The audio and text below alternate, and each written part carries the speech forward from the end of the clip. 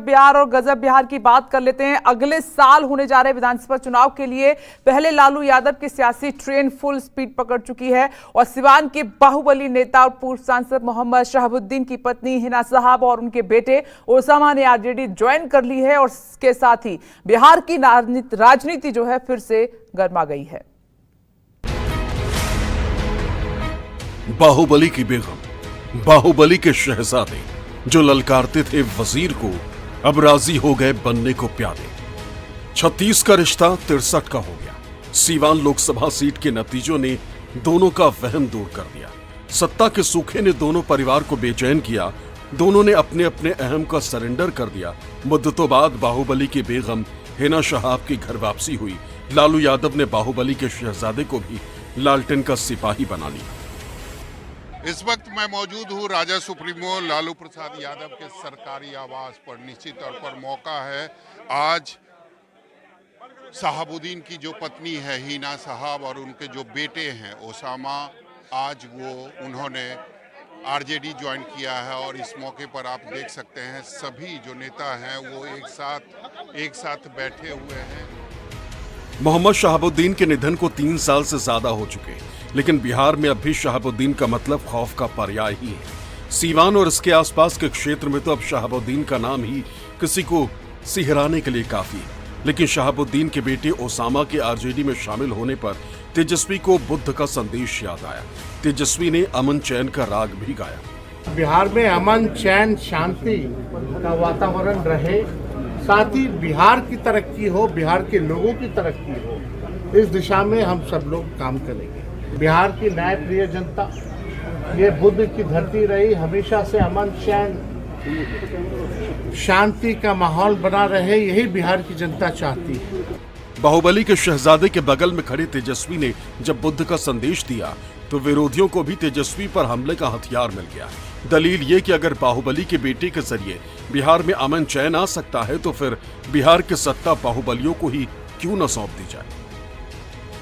राजद का मतलब है अपराधीकरण, राजद का मतलब है घोटाला करना, राजद का मतलब है भ्रष्टाचार को आगे बढ़ाना। तो अपराधी और भ्रष्टाचारी ये लालू जी का गहना है।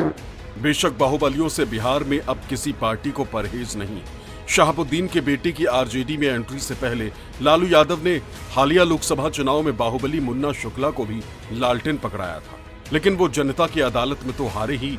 4 महीने बाद सुप्रीम कोर्ट ने भी ब्रिज बिहारी हत्याकांड में हाईकोर्ट का फैसला पलटते हुए मुन्ना शुक्ला को उम्र कैद की सजा सुना दी और वो सलाखों के पीछे पहुंच गए।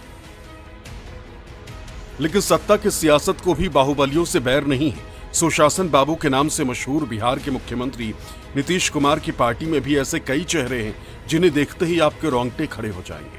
मोकामा से विधायक अनंत सिंह के कारनामों से बिहार में कौन परिचित नहीं है। छोटे सरकार के नाम से कुख्यात अनंत सिंह सत्ता से बैर मोल लेकर जेल गए और सत्ता की मेहरबानी से ही वो अभी छुट्टा घूम रहे हैं। नीतीश कुमार जिनकी बैसाखी पर सालों से सत्ता भोग रहे हैं, उस बीजेपी में भी बाहुबलियों की फहरिस्त लंबी है। अभी 4 विधानसभा सीटों के उपचुनाव के लिए भी बीजेपी ने बाहुबलियों पर प्यार लुटाया है। तरारी में कमल खिलाने के लिए बाहुबली सुनील पांडे के बेटे विशाल प्रशांत को अपना उम्मीदवार बनाया है। जुर्म की दुनिया से सियासत में धमक दिखा चुके बाहुबली सुनील पांडे के बेटे बीजेपी को भले ही जातीय समीकरण के जरिए एक सीट जिता दे, लेकिन चाल चरित्र और चेहरे का दम भरने वाली बीजेपी सुनील पांडे का बचाव कैसे करेगी, ये सिर्फ वही समझ सकती है। यानी सियासत एक सर्कस है जिसमें बाहुबलियों से किसी पार्टी को कोई दिक्कत नहीं। स्वर्गीय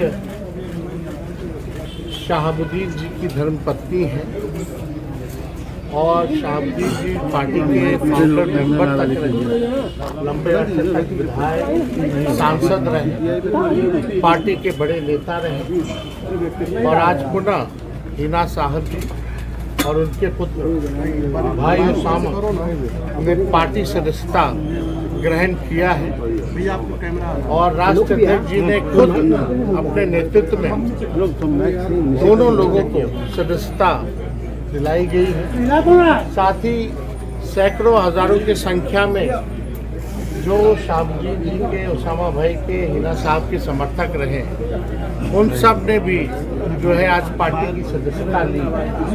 बड़ी खुशी की बात और मेरा विश्वास है कि इससे सिवान के साथ साथ पूरे बिहार में जो है पार्टी को मजबूती मिलेगी और जो हम लोगों की विचारधारा है धर्मनिरपेक्षता, सामाजिक न्याय, उस विचारधारा को मानते हुए हम सब लोग जो है इस विचारधारा को जन जन तक पहुंचाने का काम करेंगे। उसामा साहब फिर से ज्वाइन कर रहे हैं आरजेडी से।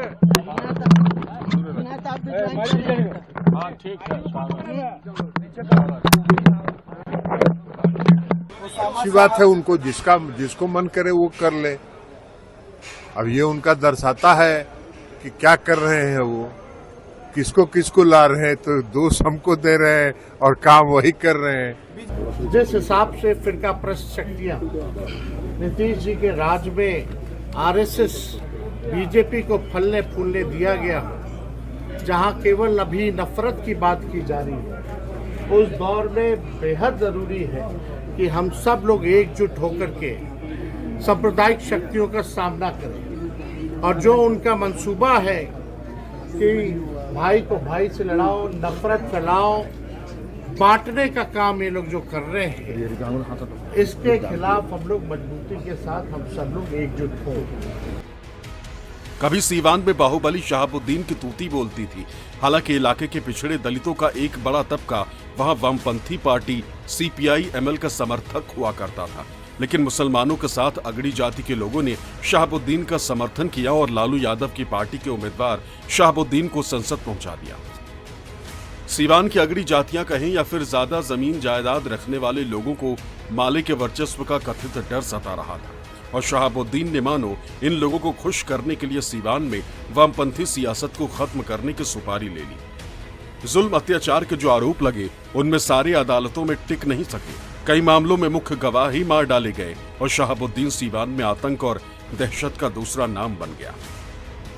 लेकिन हत्या के दोष में सजा होने के बाद इलाके में शहाबुद्दीन की सियासी पकड़ ढीली हुई और तिहाड़ जेल में कोरोना से शहाबुद्दीन की मौत के बाद परिवार का कोई सदस्य जनता का नुमाइंदा नहीं बन सका।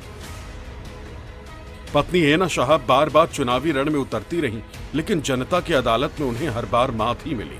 सवाल है कि अगर शहाबुद्दीन परिवार की स्वीकार्यता सीवान में ही समाप्त हो चुकी है, तो उसके जरिए पूरे बिहार में लालटेन की लौ कैसे बढ़ सकती है? पुनः हिना साहब जी और उनके पुत्र भाई उसामा ने पार्टी सदस्यता ग्रहण किया है। साथ ही सैकड़ों हजारों की संख्या में जो शहाबुद्दीन जी के, उसामा भाई के, हिना साहब के समर्थक रहे, उन सब ने भी जो है आज पार्टी की सदस्यता ली है। बड़ी खुशी की बात और मेरा विश्वास है कि इससे सिवान के साथ साथ पूरे बिहार में जो है पार्टी को मजबूती मिलेगी। लालू जी के राज में गुंडागर्दी, अपराधीकरण आप देखिएगा, चाहे वो उत्तर प्रदेश हो, अखिलेश यादव जबरदस्ती कोई चीज कब्जा करना चाहते, और बिहार में भी लालू प्रसाद जी का परिवार लगता है लूट लेगा, जबरदस्ती ले लेगा। इससे बिहार डरने वाला नहीं है, एकदम मुकाबला करेगा और 20 साल से हरा रहा है, अगला 5 साल भी हराते रहेगा। एक बात बहुत साफ है कि रावण के पुतला दहन के दिन दशहरा में इस वर्ष नीतीश कुमार ने धनुष और तीर क्यों फेंक दिया? उनके दाएं और बाएं कौन खड़ा थे? नीतीश जी को समझ में आ गया कि रावण मेरे अगल बगल में भाजपा वाले हैं सब, ये नकली रावण को मारने से काम नहीं चलेगा, ये जो असली रावण जो भाजपा में है इन लोग को मारने की जरूरत है। तेजस्वी यादव जी को बार बार हम कहते हैं कि उनको क्यों गंभीरता से आप लोग लेते हैं? तेजस्वी यादव जी की किसी बात को गंभीरता से मत लीजिए।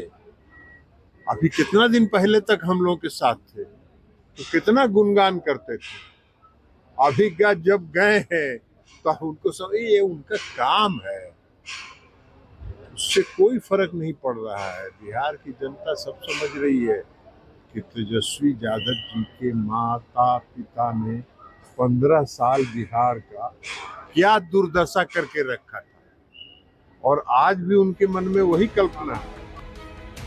हालिया लोकसभा चुनाव से पहले भी लालू यादव ने हिना शहाब को सीवान से आरजेडी उम्मीदवार बनने का ऑफर दिया था, लेकिन हिना शहाब ने लालू के ऑफर को ठुकरा दिया। गुमान ये कि सीवान में उनके पति के समय का समीकरण कायम है और वो उसी के सहारे निर्दलीय सांसद बन जाएंगी।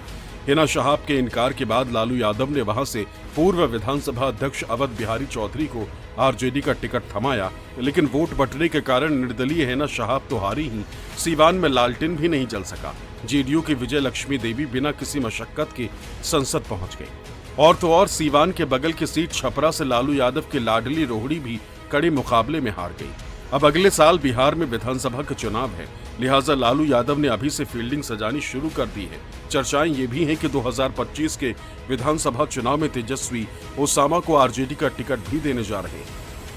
हिना साहब ने आरजेडी ज्वाइन करने से उस समय साफ इनकार कर दिया था और आज हिना साहब अपने बेटे के साथ आरजेडी में शामिल हो गई है और सबसे बड़ी बात है कि यह आरजेडी और तेजस्वी यादव की एक बड़ी जीत समझी जा रही है, क्योंकि कुछ ही दिनों के बाद यानी आगामी 13 नवंबर को बिहार में 4 सीटों पर बाय इलेक्शन होना है और निश्चित रूप से उससे पहले हिना साहब और ओसामा जो आरजेडी में शामिल हुई है, एक बड़ा मैसेज देने की कोशिश है आरजेडी की और निश्चित रूप से आरजेडी को लगता है कि बाय इलेक्शन के चुनाव में इससे एक बड़ा फायदा मिलेगा।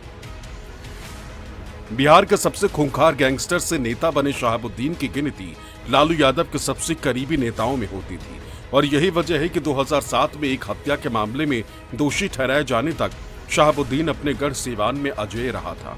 लेकिन 2021 में दिल्ली के तिहाड़ जेल में मृत्यु के बाद लालू परिवार और शहाबुद्दीन परिवार के बीच मनभेद हो गया और दोनों ने एक दूसरे को अपनी हैसियत दिखाने का कोई मौका नहीं छोड़ा। लेकिन जब जनता ने दोनों परिवारों को हैसियत दिखा दी तो दोनों परिवारों ने अपने अहम को तिलांजलि दे दी। सियासत में अपना वजूद बचाने के खातिर एक दूसरे को गले लगा लिया। सौरभ कुमार, पटना।